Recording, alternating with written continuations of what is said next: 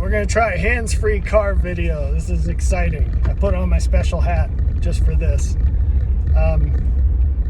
I got to run into town, but thankfully I'm not actually running because it's a long way. I have cycled into town before. It takes a couple of hours. It takes more than a couple of hours. But anyway, that was in a former time. So what I want to talk to you about is obedience versus sacrifice. There are multiple times in the scriptures where the Lord says, I want obedience, not sacrifice. So what is that all about? I want to tell you a story. It's a true story about gifts and cards. But maybe actually I'll tell you the story of Saul first, which you probably already know. Stop me if you've heard this one. So Saul was going to war, and he wanted Samuel to come and do sacrifices, and that's interesting for various reasons. It turns out that the order of things matters, and you should go to war if God commands you to go to war, but you shouldn't go to war and then try to get God to help you out. 1 second. Oh, good. No mail. So, Samuel says, okay, well, wait for me and I'll come. And he intentionally takes his sweet time because he knows Saul is an impatient person, and it's important to find out, to realize when you're doing things for your own reasons and not because your motive is to seek and do the will of God. And so Saul is impatient and he does the sacrifice himself, and then Samuel comes and he said, you did it now. And bad things happen. So now I'll tell you a story about cards and presents. I don't like getting cards for my birthday, and there are multiple reasons for this. One, I think it's ridiculous to pay $6 or whatever it is these days for a card, and this probably started growing up poor. My mom would always spend a lot of time picking out just the right card. It said just the right thing, and then I'd look at the back and I saw how much money it was, and I knew she didn't have that much money, and I was like, Mom, why didn't you just write me a note? If you knew what you wanted it to say, why didn't you just write me a note and then save the money? And it's kind of like the good version of Judas saying, why couldn't this be sold and given to the poor? I was like, why didn't you just not buy this and keep the money? Because, that would have made me happier. It's my birthday, right? I can cry if I want to. And she always just bought the cards. She still buys the cards. She still buys them. So, in my own family, my nuclear family, I've asked my people to not give me cards, to not go buy me cards, and they comply with that request, for which I'm grateful. And a lot of times they make me cards, and that means a lot more to me than going out and buying them. And I save all of them. I have them all in a place in my house, and I will write their name on it and the date, so I can't forget. And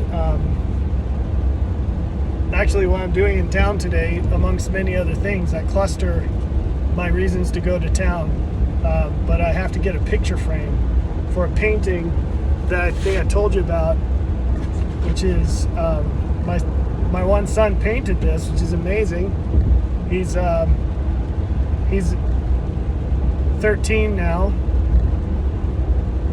and I call him the owl because anyway, I think I talked about it before, so he thought it'd be funny to paint a family of owls, and it is hilarious, but it's also a really good painting, and I'm grateful to have that to remember and think of him when I see it.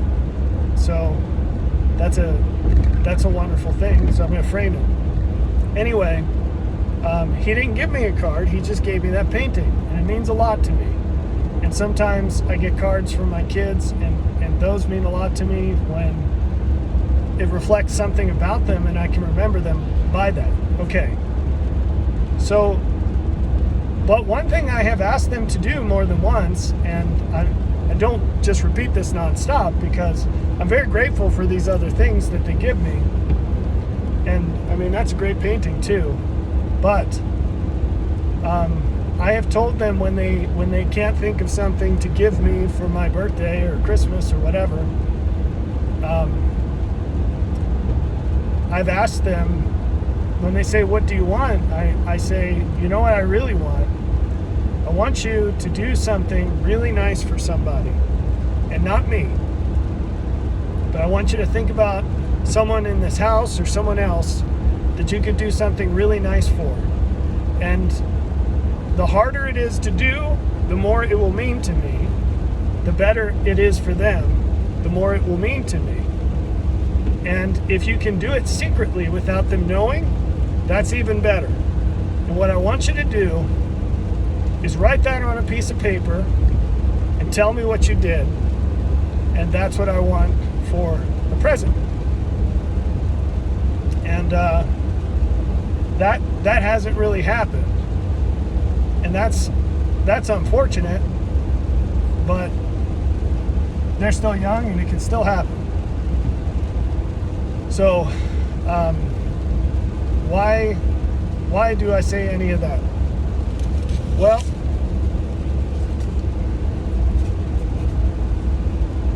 it's really weird, but a lot of people, when they give gifts, they say it's about the person they're giving the gift to, but it's not. It's actually about them. And one way you can tell is how well this maps to what the person actually wants.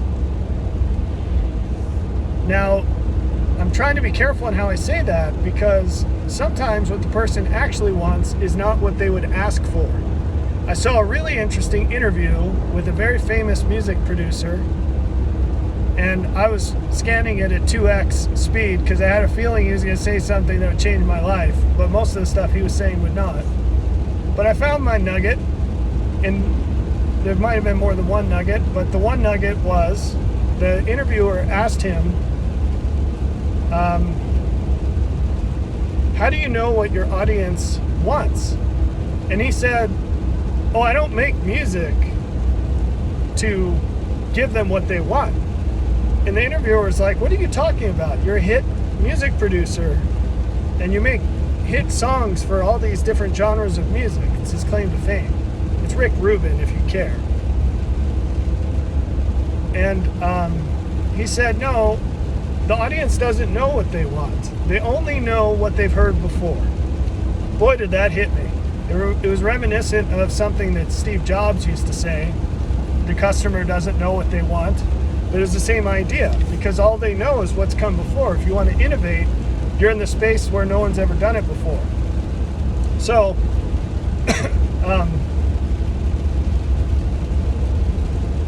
yeah, so when it comes to music, he's trying to, anyway, you get the point. So if you give a gift to someone and you know them so well that you actually know what they want more than they know what they want, then that's great, and that's a very valuable gift, but the person's going to agree with you. You're not going to get like the wince when they open the gift and they're like, ah, shoot, what am I going to do with this? And they start, you get to see their level of acting skill. Oh, thank you, or whatever, right? Which I do not play that game. I played that game a lot as a small child. I felt guilty because my mom didn't have money for presents. And not anymore. So that's one reason I'm very forward with people in communicating what I'm all about, is that way I don't have to fake it when they don't listen and they play their game of pretending that they're trying to be nice to me or whatever, but they're actually doing things that just make them feel good. So, if I tell somebody, hey, don't ever gift me clothes. It's just something I'm weird about. I had to wear clothes that didn't fit me growing up. And one of the things I really appreciate about life as an adult is that I get to find clothes that actually fit me. And maybe they're expensive, maybe they're not. I bought this shirt at a thrift store. I've had it for a really long time. I haven't retired it yet. But it's not about the money. It's just I get to pick stuff and I don't have to wear something that I don't like because I'm just trying to make somebody feel good. So I don't do that anymore. I'm not interested in being held hostage emotionally so that other people can live in their delusions. Reality just is what it is. And it helps everybody if we all just do that. That is what benefits everyone the most. So, so don't give me a shirt.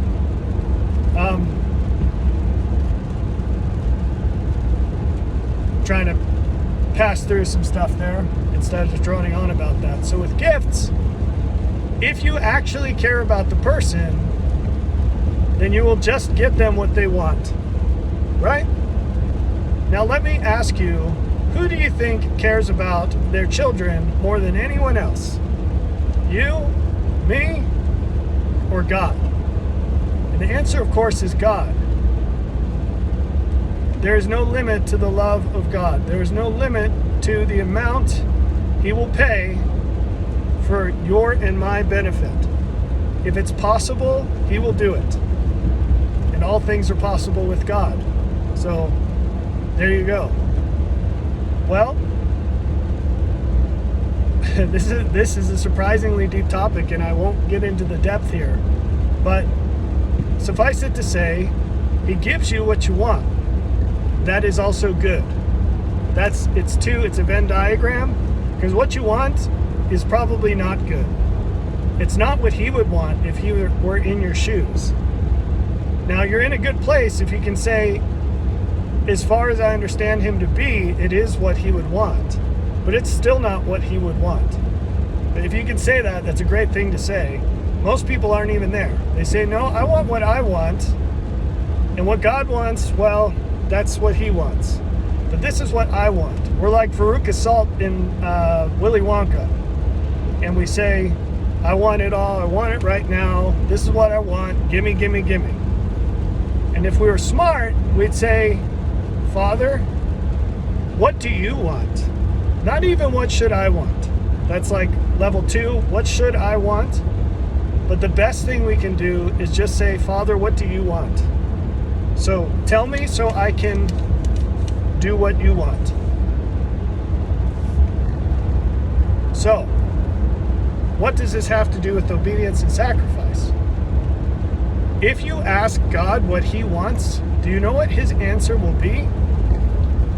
Well, you don't if you're asking, because you wouldn't have to ask if you knew. But sidestepping whatever specific fulfillment there might be, I'll tell you what His answer will be predicated upon. He will tell you whatever it is that will bring you the most joy. And if that doesn't get right into your heart, it doesn't hit you hard, I don't know what will. When my kids ask me what do I want for my birthday, I tell them whatever thing I can think of that would give them the most joy. Why? Because I love my children more than I love myself. And the full expression of that relationship is not just preferring their benefit to mine. It is denominating my benefit in them. I made a video this morning where I read the scripture it was a psalm, where it says that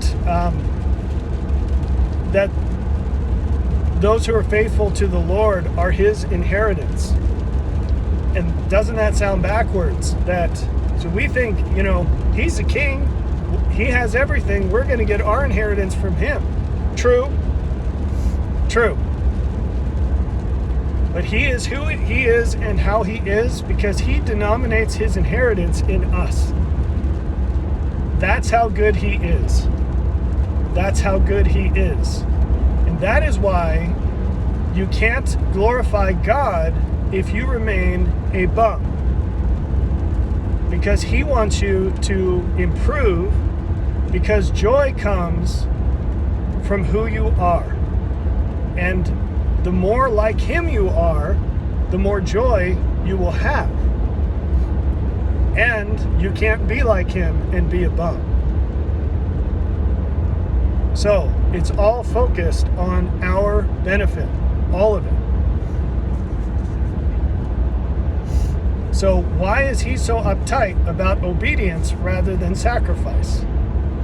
Let me tell you another story. When I got married 14 years ago, we had voluntarily, my wife and I were already working and making money. And we decided that I was going to go back to school and become a professor. We thought that would be a way where I could help a lot more people because I wouldn't just be sitting in a cubicle writing code. And there might be opportunities to be in a place where we'd have a little more time as a family, and I'd have more time for ministry, whatever that looked like. But I'd have time to dedicate to the benefit of other people and not just punching the clock to work.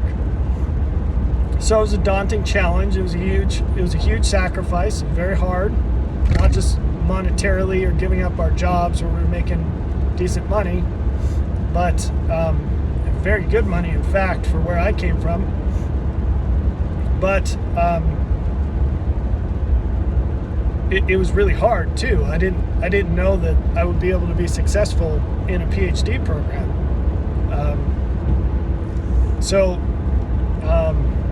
Anyway, we did it, and for our wedding, we had a gift registry, which is a normal thing, but we were poor, and we didn't have anything for our apartment. And so we were both living on very little, just living very frugally, because we didn't care about all that. But moving out of your apartment with your roommates, you need stuff like plates and toilet bowl cleaners and just normal stuff, shower curtain. And so we made our gift registry on Walmart.com, and it just had normal household stuff. And I mean, we would have put groceries on there, but that was pushing the envelope too much, the social expectation. And most of our guests were really cool about that, and they just got the stuff that was on the registry, and there was nothing fancy about it. It was like the Great Value toilet brush wedding gift. So this one lady came to our reception, and she was so excited, and she says, "I can't wait until you guys open my present." And we said, "Well, thank you so much. We really appreciate it." And she said, "Yeah, I didn't get anything on your list." And we're like, "Okay." And she's like, "I got something really expensive." And then it was really awkward. And then she told us what she got us. So I guess she got to see what our reaction would be or whatever. And it was this really expensive thing that I don't want to be too specific here, but it was an object for the kitchen. It wasn't an appliance or anything. It was just a really fancy, expensive version of something that's really simple, and we didn't have the simple thing. And it was like probably 20 times or more expensive than the simple thing. And I was thinking about all the stuff on the registry that could have bought instead. And I was like, what is this lady's deal? And she got so much joy out of the thought that she got this fancy thing that I guess she thought we would want more than what we actually asked for. But our motive in what we were asking for was so that we could actually, have a clean toilet or plates to eat off of or whatever, ways to grab pans out of the oven without burning our hands. And we would just go to Goodwill or whatever to pick up what wasn't purchased off the registry. And we're just like, why? Well, that is what it's like when we give God sacrifice instead of obedience. Now, you might be thinking, but doesn't God ask for sacrifices? Oh, yes, he does. Oh, yes, he does. But he prescribes it. He prescribes it. And there are free will offerings, sure. But those are in addition to, not in lieu of. There's a big difference. So you can't skip all the stuff he tells you to do, or do all the stuff he tells you not to do, and then do something instead. And say like, yeah, but, I killed a guy, but look what I did. I did this extra thing too. Doesn't that cancel out? No, it doesn't. It doesn't. Why? Because he never asks you to do something arbitrary. Never. It's all cause and effect. Cause and effect. And if you skip out on or modify or reject or replace one of the causes, guess what? You also skip out on, modify, or replace the connected effects. Everything he asks of you is for your greatest benefit. Therefore, if you do anything differently, you do not have the greatest benefit. You're cutting off your own legs. Why would you do that? It's very silly. And the answer is, the only people who do that are the ones who don't believe God, really.